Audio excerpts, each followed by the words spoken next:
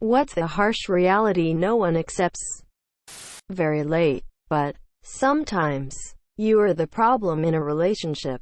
And if people keep on leaving you, it may well be your fault, even if you don't feel like it is. Some parents just don't love their children. Sometimes you must accept the truth that there always will be idiots who will fuck it up for rest of us. You're the bad guy in someone's story. So many of your enemies will never admit to doing anything wrong. But the thing is, neither will you. In some situations, people justify their own behavior to themselves. That's why so many people can't apologize and double down on the shitty things they do. If Shrek 5 happens, it's going to be a shitty cash grab, and Shrek is probably going to do the floss. Hard work doesn't always pay off. Divorce lawyers of Reddit. What is the most insane, evil, funny, dumb way a spouse has tried to screw the other? Paralegal for divorce lawyer. This one is morbid. We represented a guy who believed vehemently that his wife was assaulting the children. The authorities were involved. Child services was involved. It was never clear what the truth was or if anything at all was going on. But our client was sure. He shot his wife dead at a custody exchange in front of the children. He then sat down and waited for the authorities. We visited him in jail with his criminal defense attorney. As we were leaving, he told me, "Well, I guess the divorce is over now," and he laughed. This was the first time I had ever been speechless. Edit. This has gotten a lot of responses. I can't really reveal details or context here, but I can safely say that defending this action as heroic or understandable is an incorrect takeaway. There are no heroes here. The trauma this man put the children through is incredibly selfish, regardless of his intentions. There are so many other options that could have been explored, many of which were being explored when this happened. He abruptly put an end to all of them, making the truth forever impossible to discern. I was an assistant for a family law practice, not a lawyer, so it was already a disaster of a divorce because the ex-husband was a dick. But it got so much worse when the wife started dating someone new with a severe cat allergy. Like a year after they split up, her psycho ex bought a cat on his time with the kids. Except he's not allowed pets at his apartment. He sends the kids back to their mom's house with the cat and all its stuff. Mom is pissed because she didn't want a cat at all, plus her boyfriend is crazy allergic. She calls us asking what to do because her kids are bawling, saying that she can't get rid of their new sibling, and she has the cat in the garage. Ex told kids, "If mommy loves you, she'll let you keep the cat since daddy is not allowed cats at his house." Had a client whose wife wanted him out of the house. I told him not to leave. Just move to a different bedroom for the time being, because once he was out, the chances of him ever getting back in were slim. He texted his wife and told her he was staying in the house. She called back and left a VM that she wanted him out, and if he wasn't out soon, she would start taking out her unhappiness on the children, and would remind the children that mommy was being mean to them because daddy wouldn't leave. Not my divorce, but my divorce lawyer told me about a case she was involved in where both clients were so petty that they had to all meet to argue over literally every single scrap of everything. The final object that neither would settle on was a ceramic rabbit statue. A really generic one from Home Depot or whatever. Zero sentimental value, but since it was the final item, neither side wanted to lose the last thing, and they dragged it out over 3 separate meetings for this one thing. I don't remember which ended up getting it, but once they settled it and signed everything, the winning party stuck it on their lawyer's desk as a gift and walked out. TL. Dr. My client's spouse accused him of giving his deceased wife cancer. I represented a guy who was on his second marriage. His first wife passed away from cancer. He and his kid were obviously devastated. My client was a pretty sensitive guy with a big heart. His second wife could be very charming, which was why he fell for her, but it was all a facade. Anyway, to make a long story about a lengthy divorce short, my client met a very kind and affectionate woman during his case. They really hit it off and were basically engaged.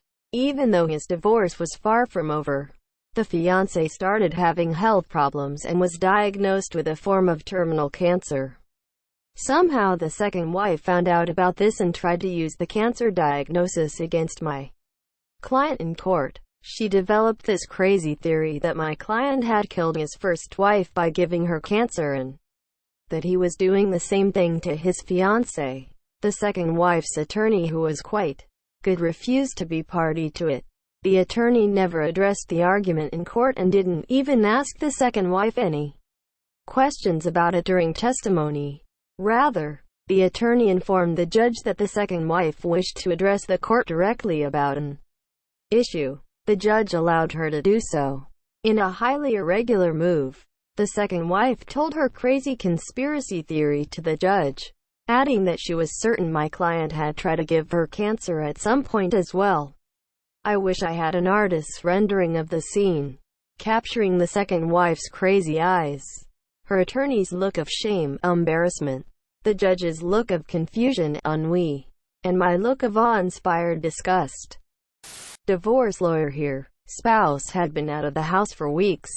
She waited until he was on a business trip, came into the house, turned on all of the faucets, plugged the drains, turned off the furnace, and left. It was -10 degrees. He came back 5 days later. The house was ruined. The water froze and cracked the foundation. Since there's a minimum age requirement, how would you feel about implementing a maximum age limit on running for president? The federal constitution is famously difficult to amend. Looking at the state constitutions gives us some interesting possibilities. Currently 33 states have mandatory retirement ages for state judges. Typically the maximum age ranges between 70 to 75. Although in Vermont, state judges don't have to retire until they're 90. If we were going to do something for president, I'd imagine we follow a similar pattern. It really depends on the person. Some 80-year-olds are extremely sharp and some 60-year-olds are experiencing cognitive decline. Besides, if there was an age limit implemented in the near future, I wouldn't be surprised if it needs to be increased later on as science and healthcare progresses. Only if we put one on driving first. I've met 55-year-olds who have deteriorating minds, but 80-year-olds who are only becoming wiser and sharper with age. Make it a lower than the minimum just to see what would happen. How about a term limit for every political office? Lawyers and police officers of Reddit, what is the dumbest reason you've seen someone get arrested? In the 1980s, I was a detective in Cape Town. One day while driving in Woodstock, we saw a group of people chasing a man. So we assisted. Turned out he was suspected of stealing from a passenger in a third-class train carriage. Those are very crowded with many passengers standing close together. In his pocket he had a pay envelope from a local fish packing place, containing no money but a piece of carton in which was written, "Haha, lekker gevang," Afrikaans for "Lahal caught you good."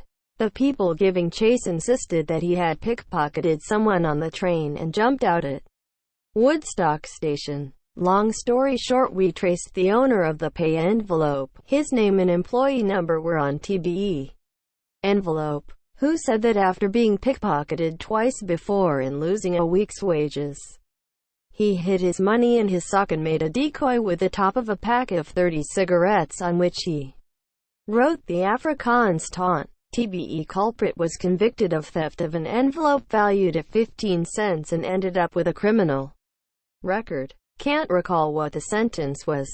Unfortunately, someone in my town crashed into a telephone pole and took out the power.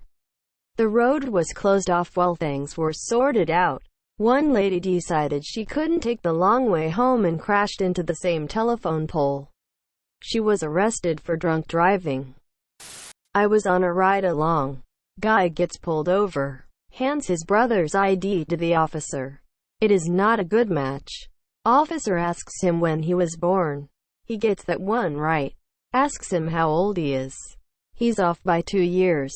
He's being put in the car and the officer says, "You're the first guy I've arrested for bad math." Not me, but when my husband was arrested, he was out on his boat fishing and forgot his life jacket in the truck. Game warden wrote him a ticket, told him he didn't have to appear in court, and to come to the courthouse on the date listed to pay the ticket. Cool. No big deal. The day came for my husband to pay the ticket. He was in the area for work, so he figured he would pop in instead of driving back out there. About 45-minute drive. He went in to pay the ticket, gave it to the girl so she could process it, and she said, "You can't pay this. There is a warrant out for your arrest." My husband was extremely confused and no one would say anything to him about what was going on. A 60-year-old sheriff came over and handcuffed him, while the sheriff was walking him across the road to the jail. He finally explained it to my husband. There was a warrant out because he failed to appear in court. Remember, the game warden said he didn't have to appear in court and even checked on the ticket that he did not have to appear. My husband told the sheriff that, and the sheriff knew. He also knew this particular game warden. According to the sheriff, this was not the first time this had happened. I ended up bailing him out and he was on probation for a year. Work for a smaller county. Last fall we got a group of people coming me down from a nearby city to rob a hemp farm, thinking it was weed growing along the highway. Several of the crack team of bandits were arrested and lodged. The kicker is it was explained explicitly how dumb it was, that you can't even get high of the stuff. But the very next weekend they came back down and tried to pull it off again. Only this time the farmer was home and ended up holding them all at gunpoint till we arrived. I arrested a guy who continually called 911 asking police to bring him weed and a cheeseburger. He then proceeded to eat the foam padding of my roll bars in the back seat. I've never seen someone trip so bad. Edit. Link. https www.upI.com/auto_news/2013/05/01/police-man-call-911-80-times-seeking-cool-shade-burgers-and-weed/3 7,171,367,439,747. Subscribe, my brothers.